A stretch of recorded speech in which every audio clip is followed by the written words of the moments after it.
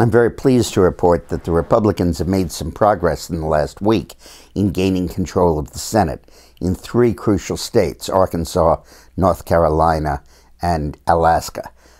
In Arkansas, the polling over the last month, really last 6 weeks, has had 4 different polls, and all have showed Tom Cotton ahead of Mark Pryor, the Democratic candidate, by between 2 and 4 points. It's not a landslide, but it's the first stretch of time in which Pryor has been consistently behind.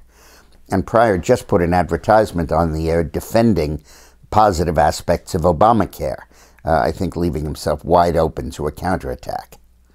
In North Carolina, recently in the spring, Thom Tillis, the Speaker of the House, got the Republican nomination to run against Hagan, the Democratic incumbent.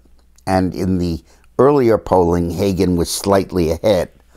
Of the last 5 polls, 3 have shown Tillis ahead, 2 by quite a bit, and 2 have shown Hagan ahead by only 1 or 2 points. So when you put them together, you kind of have an average of a 2 or 3 point Tillis lead, which is significant and could be very important. In both the case of Pryor and the case of Tillis, a large undecided vote is very bad for the Democrat because people tend to vote against the incumbent when they've earlier said they're undecided. And in Alaska, we received a boost when Dan Sullivan won the Republican primary against Joe Miller. Miller had been the Tea Party candidate and got a lot of bad blood in the state because of his conduct during the last statewide election. Sullivan, on the other hand, is a former attorney general and should make a fine candidate. The polling at the moment shows Begich ahead, the Democrat, but that's before the Republican primary. I think at this point you'll begin to see Sullivan pulling ahead. Those 3 states, combined with the 3 where Republicans are far ahead, Montana, South Dakota, and West Virginia, would be the 6 seats we would need to win control.